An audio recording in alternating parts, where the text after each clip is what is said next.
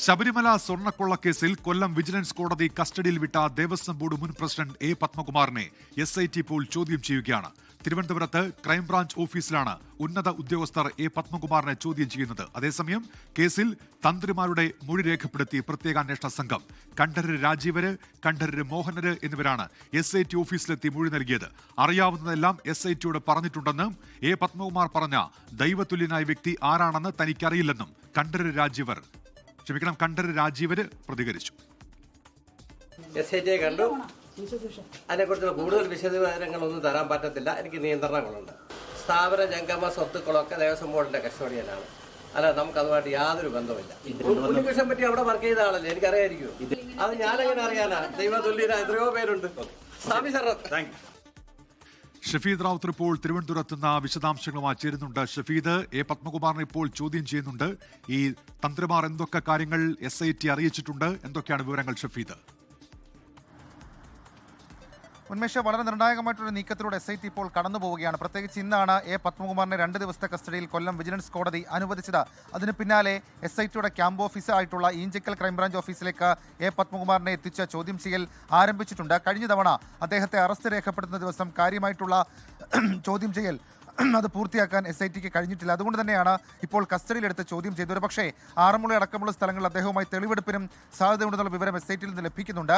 A Padmakumar ഈ വിഷയത്തിൽ പറയുന്ന കാര്യങ്ങളൊക്കെ വരും ദിവസങ്ങളിൽ വളരെ നിർണായകമായി മാറും. പ്രത്യേകിച്ച് എ പത്മകുമാർ ഇതിൽ ഉന്നതരാരുടെയെങ്കിലും പങ്കുണ്ടോ എന്നൊക്കെയുള്ള കാര്യങ്ങളിൽ വളരെ വിശദമായിട്ടുള്ള ചോദ്യം ചെയ്യൽ SIT നടത്തും. മാത്രവുമല്ല, നേരത്തെ അദ്ദേഹം മാധ്യമങ്ങളോട് പ്രതികരിച്ച ദൈവതുല്യനായ മനുഷ്യൻ ആര് എന്നൊക്കെയുള്ള കാര്യം ഒരുപക്ഷെ SIT ചോദിച്ചറിയാൻ സാധ്യതയുണ്ട്. അങ്ങനെയാണെങ്കിൽ നാളെ മുതൽ അത് മറ്റു ചില അർത്ഥങ്ങളിലേക്ക് പോവുകയും ചെയ്യും. ഏതായാലും ഇന്നലെ ഇതുമായി ബന്ധപ്പെട്ട തന്ത്രിമാരുടെ മൊഴി അന്വേഷണ സംഘം രേഖപ്പെടുത്തിയിരുന്നു.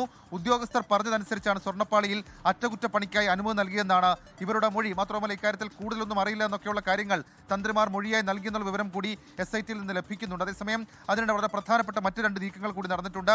മുൻ ദേവസ്വം സെക്രട്ടറി ജയശ്രീ, അഡ്മിനിസ്ട്രേറ്റീവ് ഓഫീസറായിരുന്ന ശ്രീകുമാർ എന്നിവരുടെ മുൻകൂർ ജാമ്യാപേക്ഷ ഹൈക്കോടതി വെള്ളിയാഴ്ച പരിഗണിക്കും. അതുവരെ ജയശ്രീയുടെ അറസ്റ്റിനുള്ള വിലക്ക് തുടരും. ഇനിയിപ്പോൾ ഇക്കാര്യത്തിൽ വളരെ പ്രധാനമായി മാറുക എ പത്മകുമാറിന്റെ മൊഴിയുടെ അടിസ്ഥാനത്തിൽ തുടർന്നുള്ള ചോദ്യം ചെയ്യൽ ആരെയാണ് എന്നുള്ളതാണ്. നേരത്തെ ഇതുമായി ബന്ധപ്പെട്ട് അന്ന് ഈ ദേവസ്വം ബോർഡിലെ മറ്റംഗങ്ങളായിട്ടുള്ള ശങ്കർദാസ്, അതേപോലെ തന്നെ വിജയകുമാർ അടക്കമുള്ള ആളുകളെ ചോദ്യം ചെയ്തിരുന്നു. പക്ഷേ അവരിൽ നിന്ന് കൃത്യമായിട്ടുള്ള വിവരങ്ങൾ കിട്ടിയില്ല എന്നുള്ള നിലപാടിലാണ് SIT. എ പത്മകുമാറിന്റെ കസ്റ്റഡി കാലാവധി നാളെ വൈകിട്ട് 5 മണിക്കാണ് കഴിയുന്നത്. അതിനുള്ളിൽ പരമാവധി ചോദ്യം ചെയ്യൽ നടത്തുകയും വിവരശേഖരണം ഉറപ്പിക്കുകയുമാണ് SITയുടെ ലക്ഷ്യം. ഉന്മേഷ്, ഷഫീദ്, ഇപ്പോൾ ഈ എ പത്മകുമാറിനെ ചോദ്യം ചെയ്യുകയാണല്ലോ. നേരത്തെ അദ്ദേഹം നൽകിയ ഒട്ടേറെ വിവരങ്ങളുണ്ട്.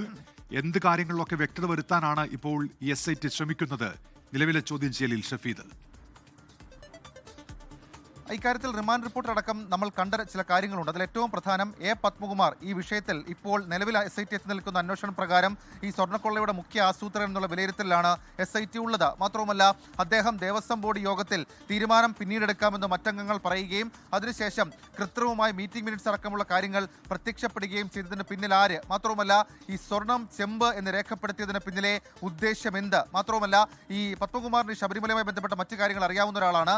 അദ്ദേഹം എന്തുകൊണ്ടാണ് പിന്നീട് സ്വർണം എന്നുള്ളത് ചെമ്പെന്ന് രേഖപ്പെടുത്തിയെന്നൊക്കെയുള്ള കാര്യങ്ങളിൽ വ്യക്തത തേടണം. മാത്രവുമല്ല, ഇതുമായി ബന്ധപ്പെട്ട SIT ആറന്മുളയിൽ നടത്തിയ റെയ്ഡിൽ, അതായത് എ പത്മകുമാറിന്റെ വീട്ടിൽ നടത്തിയ റെയ്ഡിൽ ചില നിർണായകമായിട്ടുള്ള സാമ്പത്തിക രേഖകൾ പിടിച്ചെടുത്തിരുന്നു. ഉണ്ണികൃഷ്ണൻ പോറ്റിയും എ പത്മകുമാറും തമ്മിൽ റിയൽ എസ്റ്റേറ്റ് ഇടപാടുകൾ ഉണ്ട് എന്നൊക്കെയുള്ള കാര്യങ്ങൾ SIT കണ്ടെത്തിയിട്ടുണ്ട്. പത്തനംതിട്ട കേന്ദ്രീകരിച്ച് നടത്തിയ ഭൂമി ഇടപാടുകളുടെ വിവരങ്ങൾ അതും SIT ശേഖരിച്ചിട്ടുണ്ട്. ഇക്കാര്യങ്ങളിലൊക്കെ വ്യക്തത തേടും. മാത്രവുമല്ല, നേരത്തെ ഈ ഹൈക്കോടതി പറഞ്ഞ സുഭാഷ് കപൂർ മോഡൽ അത് നടന്നിട്ടുണ്ടോ എന്നൊക്കെയുള്ള കാര്യങ്ങൾ ഉറപ്പിക്കുക ലക്ഷ്യം വെക്കുന്നുണ്ട്. കൂടാതെ ഇതുമായി ബന്ധപ്പെട്ട് ഇനിയിപ്പോൾ ആരെയൊക്കെ ചോദ്യം ചെയ്യണം, ആരെയൊക്കെ അറസ്റ്റ് രേഖപ്പെടുത്തണം എന്ന് SIT തീരുമാനിക്കുന്നത് എ പത്മകുമാറിന്റെ ചോദ്യം ചെയ്യലിന് ശേഷം അദ്ദേഹം നൽകുന്ന മറുപടിയുടെ കൂടി അടിസ്ഥാനത്തിലായിരിക്കും. ഉന്മേഷ്, ശരി. ഷഫീദ് റാവുത്തറാണ് തിരുവനന്തപുരത്ത് നിന്ന് വിവരങ്ങൾ നൽകിയത്. ലോകത്തെവിടെയായാലും ഏത് സമയത്തും 24 വാർത്തകളും ഓഗ്മെന്റഡ് റിയാലിറ്റി പാക്കേജുകളും എക്സ്പ്ലെയിനറുകളും വിശദമായി കാണാൻ ഞങ്ങളുടെ YouTube ചാനൽ നിങ്ങൾക്ക് സബ്സ്ക്രൈബ് ചെയ്യാം.